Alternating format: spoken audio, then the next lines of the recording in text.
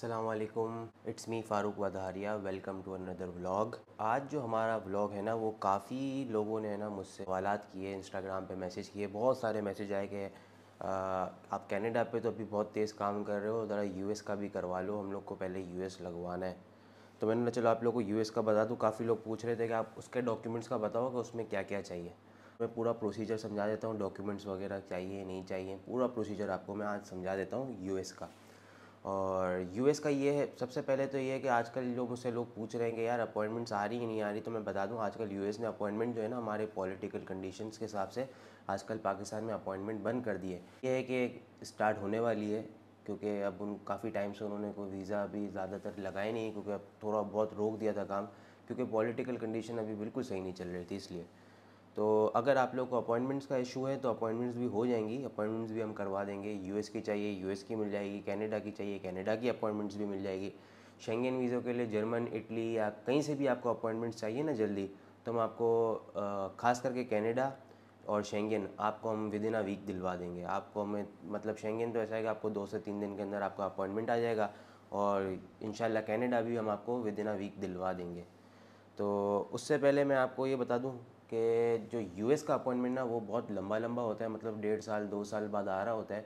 तो ये मैक्सिमम अगर आपको जल्दी भी कराएंगे तो 3 महीने के अंदर अंदर करवा देंगे, ठीक है। तो अपॉइंटमेंट्स की बात हम लोगों का ये हो गई ख़त्म। अब जो लोग डॉक्यूमेंट्स का पूछ रहे थे मुझसे यूएस के लिए कि यूएस के लिए बता दें क्या डॉक्यूमेंट्स चाहिए, तो सबसे पहले मैं बता दूं कि यूएस एक वाहिद वीज़ा जिसके लिए कोई डॉक्यूमेंट्स नहीं चाहिए। मतलब वाहिद बड़ा वीज़ा है जिसके लिए सिंगल डॉक्यूमेंट्स भी नहीं चाहिए, ना कोई बैंक स्टेटमेंट ना कुछ। किसी भी कैटेगरी के अंदर यूएस को आपसे कुछ नहीं मांगता।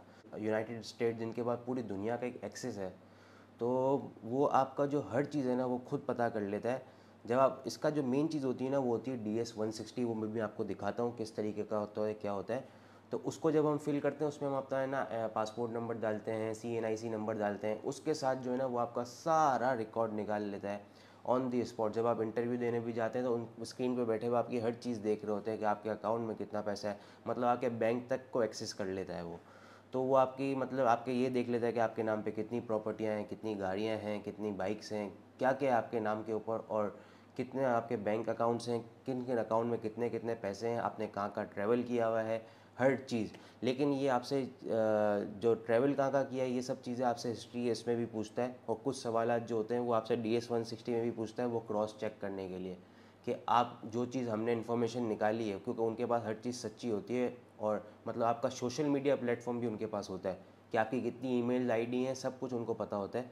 तो वो आपसे हर चीज़ DS-160 में भी मांगते हैं कि ताकि अगर आप कोई भी चीज़ छुपा रहे हो तो आपको उस चीज़ से अंदाज़ा भी लगा लेते हैं कि आप कितने फेयर हो, कितने झूठे हो। तो वो ये सब चीज़ें नोट करते हैं। तो आपको जो भी चीज़ है ना, वो आप अपनी यूएस वीज़ा के लिए हर एक एक चीज़ आप अपनी बिल्कुल सच्ची बताओ। मतलब आप फॉर्म फिल करो तो उसके अंदर कोई भी चीज़ छुपाओ नहीं, कितनी ईमेल्स हैं वो भी नहीं छुपाओ, क्या क्या है क्या क्या नहीं है, कोई भी चीज़। अगर आपको कोई बीमारी है कुछ भी, वो भी मत छुपाना इससे, क्योंकि वो आपकी हर चीज़ पता कर लेते हैं, हर एक एक चीज़। अपने बच्चे कितने हैं, कितनी शादियाँ हुई हुई हैं। अब कुछ लोग ऐसे होते हैं कि एक केस हमारे पास भी आया था, नहीं था किसी को कि उनकी 2 शादियाँ हुई हुई हैं, क्योंकि घर में किसी को पता नहीं था, उन्होंने छुपा के रखा हुआ था। लेकिन हमें हमें बताया नहीं, और जब बाद में रिजेक्शन आई तो उसने बाद में आके हमें बताया कि यार मैं वहाँ पे गया तो मुझे पूछ रहे थे कि आपने लिखा है कि आप मैरिड हो, आपकी वाइफ ही है, लेकिन आपकी दूसरी वाइफ के बारे में आपने लिखा नहीं। तो वो बंदा वहाँ पे इंटरव्यू में खड़ा खड़ा हिल गया कि यार ये बात तो मैंने किसी को नहीं बताई। तो वो आपकी हर चीज़ निकाल लेते हैं। तो ज़ाहिर है आप जब आप शादी करते हो, आप नादरा में भी देते हो तो रिकॉर्ड इनके लिए कोई मसला नहीं है। आप इसलिए आप अपनी हर चीज़ बताओ। क्योंकि इसके अंदर कोई डॉक्यूमेंट्स नहीं चाहिए। इसके अंदर एक फॉर्म है DS-160, बहुत काफ़ी लेंदी फॉर्म है, वो आपको मैं थोड़ा सा समझा देता हूँ। हर एक एक लाइन में उसकी नहीं समझाऊंगा, आपको मेन जो ऊपर ऊपर से आपको प्रोसीजर समझा देता हूँ। बाकी आप लोग मतलब इसके अंदर क्वेश्चन आंसर हैं, आप खुद भी समझ सकते हैं। और अगर आप लोग को समझ नहीं आया, आप कोई मसला है, वैसे मैं गाइडेंस वगैरह चाहिए तो वो भी दे देंगे। और अगर आप बोलते हो कि हम फॉर्म फिल करके अप्लाई करा दे तो वो भी करा देंगे, तो कोई इशू नहीं है। होता है DS-160। इसके अंदर आपको लगानी पड़ती है आपकी 2x2 white background, 2 × 2 white background. ये US साइज़ होता है, ये पिक्चर आपको प्रोवाइड करनी होती है, ठीक है। फॉर्म फिल करते वक्त अब आपके पास वाइट बैकग्राउंड की है नहीं है तो आप इस क्लिक करवा लें, तो और उनको प्रोवाइड करते हैं ऑनलाइन। ये भी ऑनलाइन सबमिट होती है सब चीज़ें।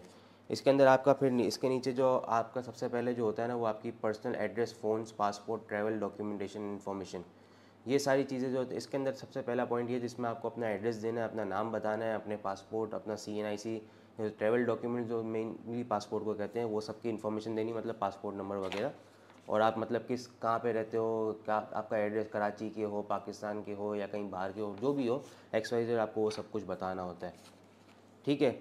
और इसके बाद होता है ट्रैवल इन्फॉर्मेशन में आपसे पूछते हैं कि आपको कहाँ जाना है, तो आप इनको बता दें कि हमें जो है ना कहाँ जाना है, US के अंदर किस जगह जाना है, ये सब आप इनको बता दें। जैसे तो बेहतर ये है कि आप जो चीज़ बताएं ना, तो पहले आप विज़िट वहीं पे ही करें। ये नहीं कि आपने बताया कि मैं ना न्यूयॉर्क जा रहा हूँ और उतरे आप कहीं और, तो जहाँ आप ना बता रहे हैं वहाँ पे उतरें, फिर भले आप पूरा अमेरिका घूम के निकलें। ये एक अच्छा साइन होता है, अच्छा पॉइंट होता है आपके मतलब बाद में भी, आगे के लिए भी, कि अगर आप ये चले आपको वीज़ा मिल गया, बाद में अगर एक्सपायर हो जाता है तो दोबारा आपको वीज़ा में सब चीज़ें ये लोग नोट करते हैं कि आपने जो बताया वहाँ गए या नहीं गए। और ख़ास करके ये DS-160 जो फर्स्ट टाइम आप फिल कर रहे हैं ना, इसको आप संभाल के रखें। देखिए मुझे वीज़ा मिला हुआ है, लेकिन मैंने अपनी हर चीज़ संभाल के रखी हुई है, क्योंकि इनकेस मैं इंशाल्लाह दोबारा जब अप्लाई करूँगा बाद में, तो मुझे सब चीज़ें ना इसके रिलेटेड फिल करनी पड़ेंगी। क्योंकि अगर मैंने कोई भी चीज़ आउट फिल करी तो वो इसको झूठ समझते हैं, बोलते हैं यार पहले आपने एक बात की, अब बात अलग बात कर रहे हो, तो वो आपको फिर डायरेक्ट सिक्योरिटी में डाल देते हैं। आपको मतलब 1 साल के लिए आपकी इन्फॉर्मेशन खुद निकालते हैं, फिर आपको वीज़ा देते हैं।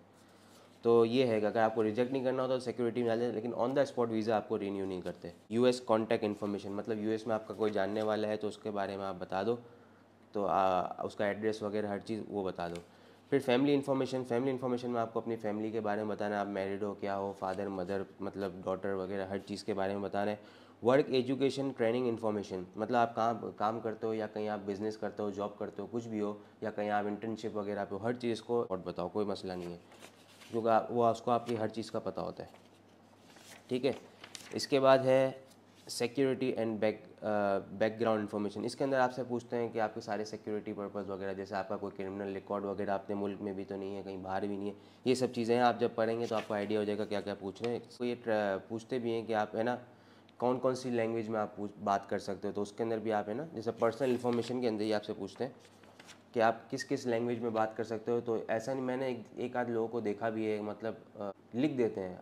क्या बताऊँ, ऐसे ऐसे लोग भी देखे हैं जिन्होंने लिखा है कि हमें इंग्लिश आती है, उर्दू भी आती है, लेकिन जब इंटरव्यू का टाइम आता है तो उर्दू में बोलते हैं हमें इंटरव्यू देना है, तो इंटरव्यू वाला जब अवेलेबल नहीं होता तो सामने वाला बोलता है आपने इंग्लिश लिखा हुआ है, तो आप क्यों इंग्लिश में बात नहीं कर रहे, आपको क्यों उर्दू के पीछे इतना पड़ो। तो आप मतलब अगर आप वाकई बोल सकते हो इंग्लिश, तो अब आप लिखो कि मैं इंग्लिश बोल सकता हूँ, वरना इसमें कोई बुराई नहीं है कि आपने अगर ये बता दिया कि मैं उर्दू बोल सकता हूँ या मुझे इंग्लिश बिल्कुल ही नहीं आती, इसमें कोई बुराई नहीं है, ना कोई शर्म की बात है। देखें ये इंग्लिश जो है ना, ये हमारी अपनी ज़बान नहीं है, ठीक है ना। और पूरी दुनिया जो तरक्की कर रही है ना, यूरोप वगैरह आप देख लें, आप हम यहाँ से यूरोप जाते हैं, वो अगर आप पढ़ने के लिए जा रहे हो, जॉब के लिए जा रहे हो, तो आपको वहाँ पे पहले लैंग्वेज कोर्स करना पड़ता है उनकी लैंग्वेज के लिए। तो पूरी दुनिया तरक्की अपनी चीज़ों पे कर रही है, अपनी ज़बान पे। ये एक हमारे एशियन कंट्रीज़ के अंदर एक कॉम्प्लेक्स है कि अगर आप इंग्लिश बोलोगे नहीं तो आपकी शर्म, कोई शर्म की बात नहीं है, ठीक है। ये इंटरनेशनल लैंग्वेज है, आनी चाहिए, मैं नहीं बोलता नहीं आनी चाहिए, लेकिन नहीं आती तो इसमें कोई शर्म वाली बात नहीं है। आप डंके की चोट पे बोलो, मादरी ज़बान आती है, ठीक है, हमारी जो मादरी ज़बान है वो उर्दू है, तो डंके की चोट पे बोलो, इसमें कोई शर्म की बात नहीं है। पूरी दुनिया तरक्की करी। चाइनीज़ को देखो, आप चाइना जाके क्या इंग्लिश बोलते हो, वो बोलते हैं आप चाइनीज़ में बात करो, लोग उनको मोबाइल लेके ट्रांसलेट कर करके बताते हैं। कहीं पे भी चले जाओ, जापान में चले जाओ, उनको ट्रांसलेट, जितनी तरक्की करने वाली मुल्क है ना, जितना भी तरक्की, जो जापान, चाइना, कोरिया, वो सब अपनी ज़बान बोलते हैं, अपनी चीज़ें यूज़ करते हैं। एक हम लोग हैं जो दूसरों के पीछे भागते हैं और आज तक हम लोग दूसरे की दुम बने बैठे हैं।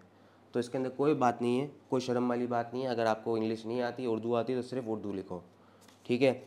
इसके बाद आपके अपना ट्रैवलिंग का पूरा हिस्ट्री बता दो, आप कहाँ कहाँ गए। उसके अंदर डेट वेज नहीं डालनी पड़ती है, बोलता है कि आपने लाइफ के अंदर कहाँ कहाँ ट्रैवल किया है, वो आप बता दो इसके अंदर, ठीक है।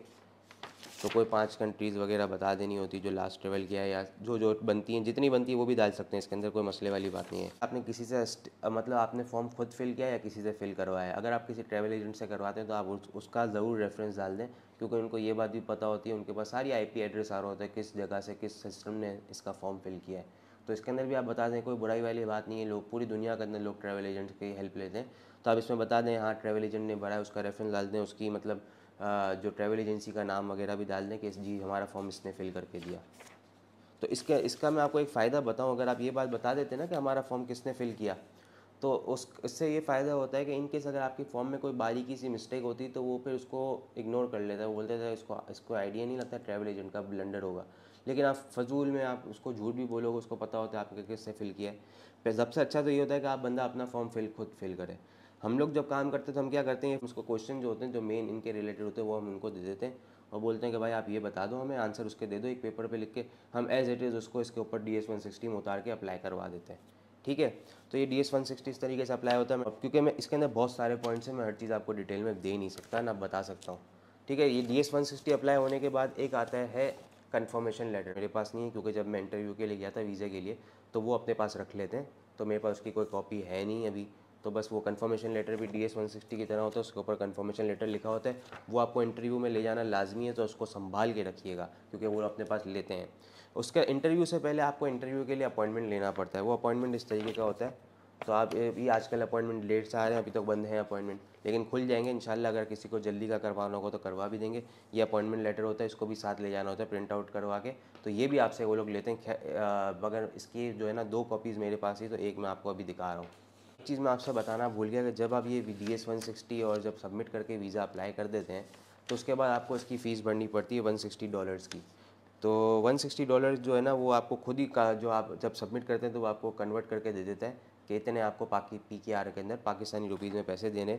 तो कोई भी इलाइट बैंक के अंदर जाके आप ये फ़िल कर देते हैं ना, ये आपकी रसीद होती है, इसको आप फ़िल करके आप किसी भी इलाइट बैंक में जमा करवा दें पेमेंट, तो आपको इस तरीके की रसीद देती है। इसको खास संभाल के रखिएगा जब तक आपका इंटरव्यू ना हो जाए।